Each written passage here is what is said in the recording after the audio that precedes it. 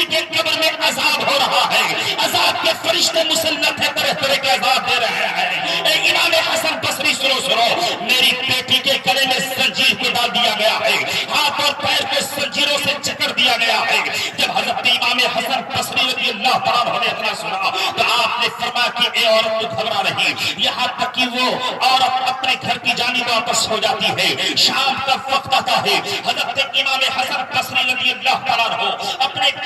بستر پر آرام فرمانے کے لیے تشریف لے آتے ہیں۔ یہاں تک کہ جب حضرت امام حسن بصری رضی اللہ تعالیٰ عنہ اپنے بستر پر سو گئے، جب آپ کو نیند آتی ہے، جب آپ مکمل نیند میں آ جاتے ہیں تو آپ نے خواب میں کیا دیکھا کہ میں جنت میں گھوم رہا ہوں، میں جنت کا سیر کر رہا ہوں۔ کتنا پیارا خواب دیکھا حضرت امام حسن بصری رضی اللہ تعالیٰ عنہ نے، اور یہی تک نہیں دیکھا بلکہ حضرت امام حسن بصری رضی اللہ تعالیٰ عنہ نے یہ دیکھا کہ میں جنت کے باغیچے میں گھوم رہا ہوں، میں جنت کے باغ کو دیکھ رہا ہوں۔ حضرت امام حسن بصری رضی اللہ تعالیٰ عنہ خواب میں جنت کے باغیچے میں سیر کرتے ہوئے چلے جا رہے ہیں۔ اتنے میں آپ نے کیا دیکھا کہ جنت کے باغ میں ایک شاہی تخت بچھا ہوا ہے، اور جس تخت پر ایک حسین و جمیل لڑکی اپنے سر پر شاہی تاج کو رکھ کر کے بیٹھی ہوئی ہے۔ جب حضرت امام حسن بصری رضی اللہ تعالیٰ عنہ نے جب اس لڑکی کو جنت کے شاہی تخت پر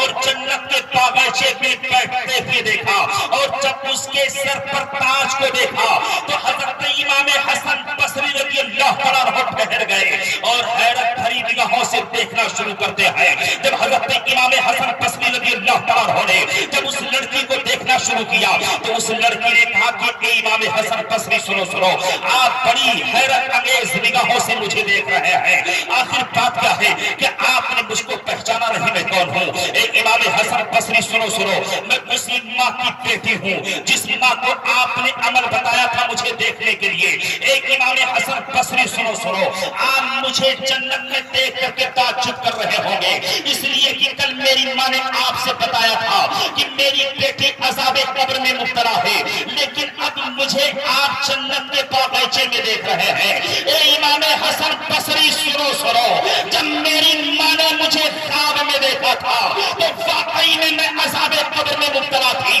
مجھے عذاب دیا جا رہا تھا، لیکن اے امام حسن بصری سنو، جب وہ صبح آتی ہے، جب دن کا اجالا آتا ہے، جس قبرستان میں میں دفن تھی اس قبرستان سے بغل سے گزرنے والا